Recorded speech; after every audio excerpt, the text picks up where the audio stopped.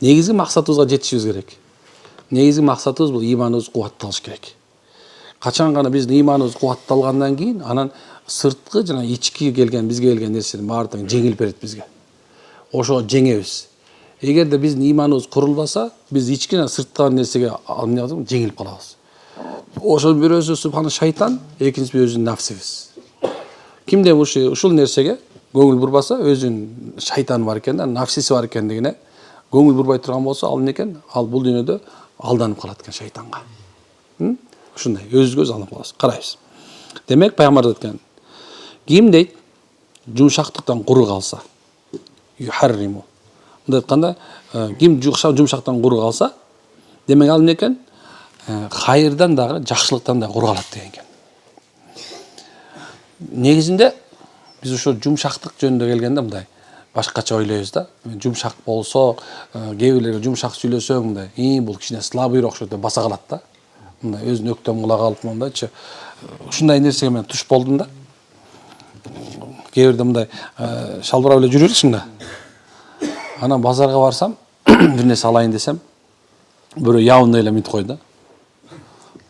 Мындай баштан аяк карап туруп элечи. Сиз деп ушуну сүйлөп атсаң, аз көнүп калыптыр адамдарчы. Мындай жумшактыкты бир слабость катары көрөт экен. Жумшак болсоң слабо. Анан айла жок, жана кыргызчага өчүп кетип өткөндө, какайган төөгүң көккө жеткенче, ийилген, төөгүң жерге тийгенче депчи.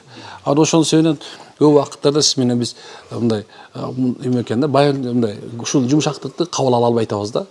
Мына баянчырак мен жумшактык жөнүндө бир тема кылсам, анан бирөө эже жазыптыр да. Устаз дейт, мен бул Кыргызстанга келгени дейт, Кыргызстанга келгени. Мен эмнегедир аябай эле жалаң копол, корс адамдар көрүп атам дейт. Мен мындай бир жакшы мындай ойлогом дейт, Кыргызстанга келип мен мусулмандардын арасына келсем, мындай бир башкача бир аура болот деп ойлогом. Мен 15-20 жылдан бери Орусияда жашадым дейт да. Бирок эмнегедир ушул келсем дейт, баардыгы тең мерез экен дейт. Бири-бирин алдап кетейин дейт экен. Мен орус тили алдаган эмес болчу дейт жактан дейт да. Эми бирок буяка келсем мусулмандар мени ушундай алдап, ушундай кылып атат. Бул кандай дейт да. Силер мына мен ойлогом дейт да, мечит көп жерде. Ошо мечитке ушунча киши көп келип аткандан кийин адамдар баары жумшак, сиз, биз кандайсыз деп айткан ойлогом дейт да. Бирок андай болбой чыгып атат. Эмнеге дейт да. Аны ошо сөөнүп мен азыр ушул нерсени айтып бердим да.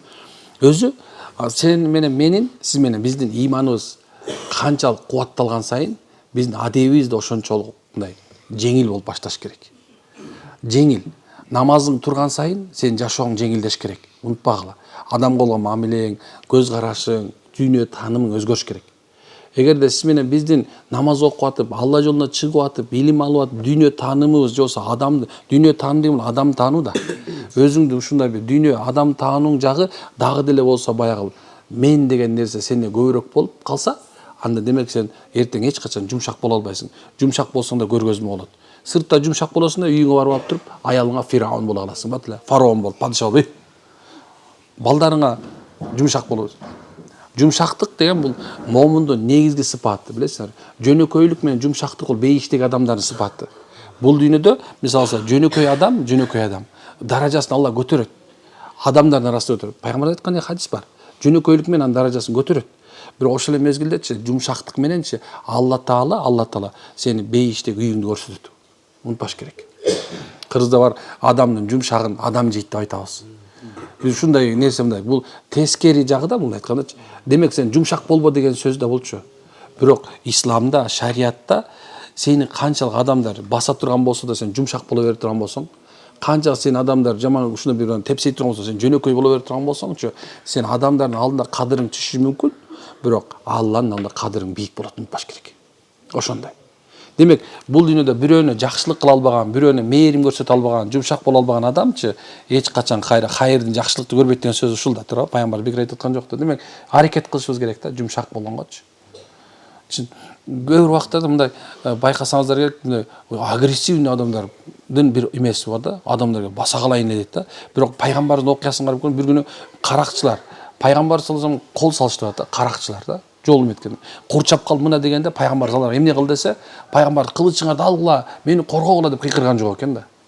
Пайгамбар саллаллаху алейхи вассалам айтып аткан, ассаламу алейкум.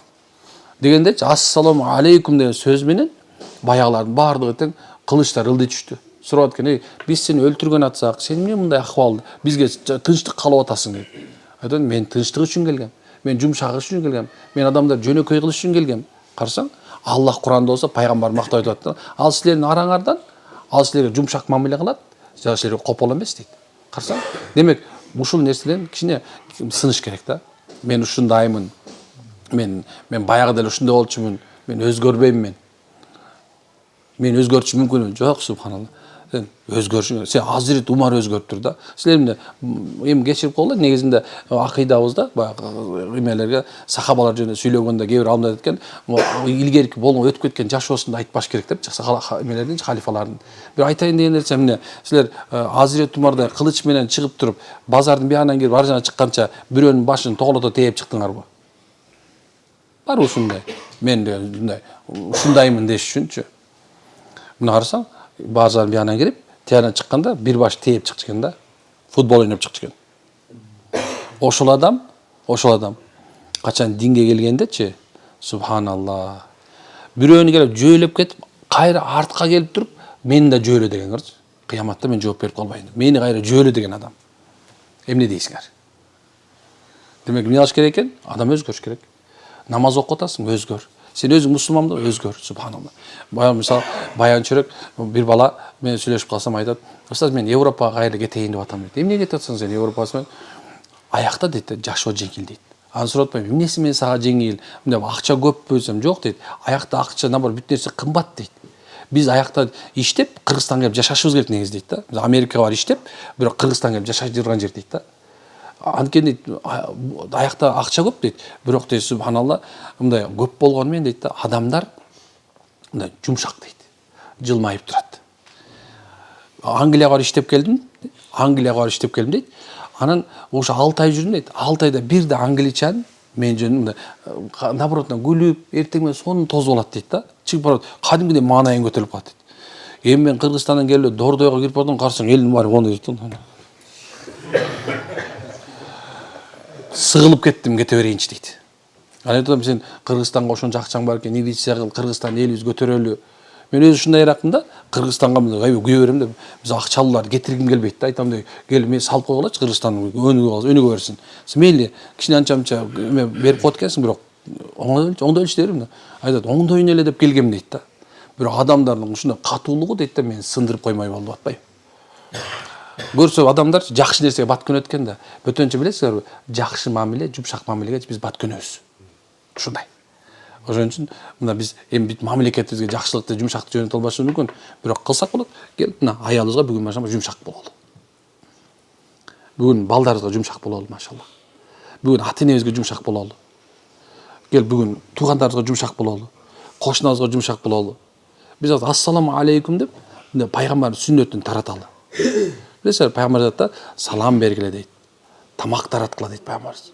Жакшы сөз тараткыла дейт. Карасаң, мына салам беришибиз керек экен. Бул кээ бирлер ойлойт да, ажылыкка, умурага барса эле, бар төө союп эле, бар таратышып эле, эметип эле, ассаламу алейкум деп ажылар менен саламдашып эле, ошого тамак берип эле, анан кийин жылмайып эле, момент эле ушундай карасаң, самолетко түшөр менен бояк мындай да баягы. Бул ажылыктан эле парыз болгон эмес, ажылыкта эле пайгамбар айткан эмес. Бул сен өмүр бою мынакей, мүмкүнчүлүк барбы? Салам бер, тамак тарат, жакшы маанай таратыш керек. Бул бизге сүннөт. Мындай кээ бирде ойлой берем да, мындай өлгөн адамдын, шейиттердин бир нече белгиси бар экен. Эми эмеде аалымдардын айтышы боюнча, шейит болгон адамдын мындай ошонун бейиштик экенин бир нече белгиси бар экен дейт да. Ошонун бирөөсү качан өлүп атканда, алар күлүп өлөт экен да. Карасаң күлүп турат экен. Ушундай денеси аппак болуп, мен көргөм ошондой адамды. Шейит эмес, бирок бул дүйнөдө көп жакшылык кылган адам болчу да. Бирок өлүп атканда, өлгөндөн кийин да көрдүм, кадимгидей жылмайып турат да, жылмайып, даже завидно болуп кетип, даже кызганып кетесиң атам. Мен ушунда өлөмү же өлбөймүн деп, ушунда өлөмү өлбөймүн депчи. Карасаң, өлүп атканда да керек болсо, сен бул дүйнөдө кандай болсоң, мына ошондой өлөт экенсиң. Аракет кылабызбы иншалла? Эмнеге аракет кыласың? Машалла, жумшак бололу. Үйрөнөлү. Жумшактыкты аябай үйрөнөлү туугандар. Чын, бирөөнү ассаламу алейкум.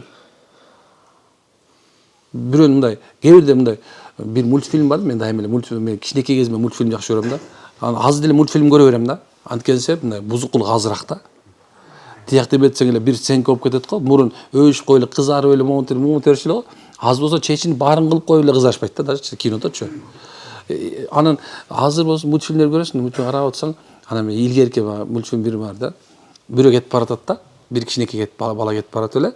Анан күлүп жайнап кетип барат, караса бир мынтип шалпайып бир күчүк келатат да. Аны көрүп туруп колунда толтуруп гүл алыптыр да. Ошону берип коет да, тиги сурап атат да. Гүлдү берип койсо, эмнеге берип атасың? Просто так дейт. Тиги мынтип просто так. Ооба. И анан тиги карасаң, тиги көңүл көтөрүп алып ит кетти дальшечи. Карасаң, жылуу сөз жылаанды ийинден чыгарат. Жумшактык ушундай да. Көрүп койгула мультфильмди көрсөчү.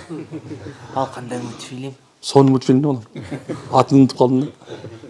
Ошондой. Ошон сенен кел жумшактык бүгүн. Дайыма айта берем, мына бияка келдиңер да, келгендечи, мына жаныңар менен бир келдиңер, 3-4 адам келдиңер. Аз очередь күтүп кыйналып атасыңар. Тигине мындай настроение түшүп атат. Ошондо жото кээ бирлер эмнеге кирдим деп туруп атат, түшүнбөй атат. Ошондой чыгып туруп дайыма айта берем, кофе 3 в 1 деген бар да. Жүрүп кофе ичебиз деп кафе берип койчу. Тигинин көңүл көтөрүлүп калат да, анан ошол жерге отуруп түшүндүрүп коесуң, ушундай турбай биякта деп коесуң.